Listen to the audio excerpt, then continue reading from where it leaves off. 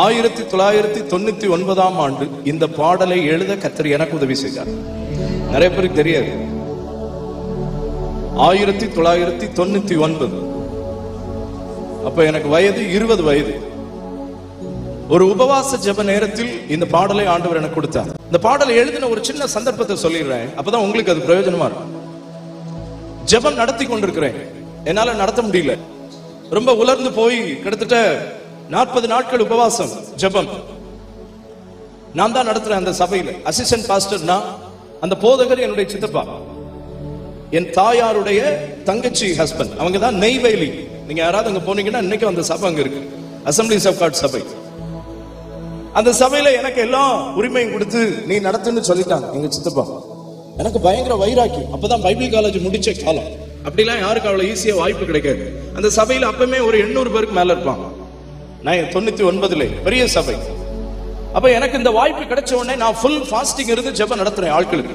காலையில 5 to 6, அதுக்கப்புறம் 10 to 12:30, then 3 to 4, then night 6 to 8:30. ஒரு நாளைக்கு 4 தடவை ஜெபம் நடத்துறது, 40 நாள் நடத்துறது. இப்படி நடத்திட்டு இருக்கும் போது கடைசி நெருக்கியாச்சு. எனக்குள்ள பயங்கர ஒரு சந்தோஷம். பரவாயில்ல, இந்த வயசுல இவ்வளவு தூரம் ஜெபம் நடத்த ஆண்டவர் நம்மை பலப்படுத்தி இருக்கிறாரு. அப்படி எப்ப நம்ம நினைக்கிறோமோ அப்பதான் யார் வருவா? பிசாசு வந்துட்டான். நடத்த முடியல, ஒரு மாதிரி ஆகுது. ஆட்களை எல்லாம் வட்ட வட்டமா உட்காந்து ஜெபம் பண்ண சொல்றேன். நீங்களே ஜெபம் பண்ணுங்க, எனக்கு முடியல, நின்னா விழுந்துருவேன். பக்கத்துல ரூம், வேகமா உள்ள போய் கீழே விழுந்துடக்கூடாது. ஆட்கள் மத்தியில ஒரு 10-15 நிமிஷம் ஏதோ ஒரு குறிப்பு எனக்கு ஞாபகம் இல்லை. எல்லாரும் அப்படி ஜெபம் பண்ணுங்கன்ட்டு போயிட்டேன்.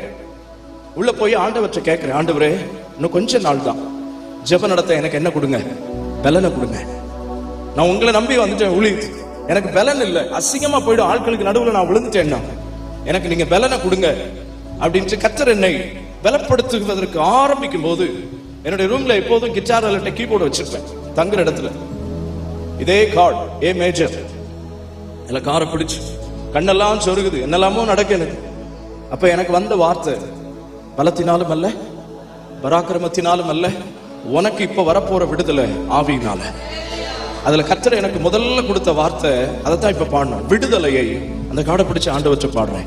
விடுதலையை விடுதலையை விரும்புகிறேன் ஐயா. அவரை பார்த்து சொல்றேன், தாருமையா தாருமையா, இப்பொழுதே தாருமையா. பாடி சில நிமிடத்தில் முழு பலனை கர்த்தர் கொடுத்தார். ஜெபம் நடத்தவும் அந்த நாட்களை முடிக்கவும் கர்த்தர் பலன் செய்தார்.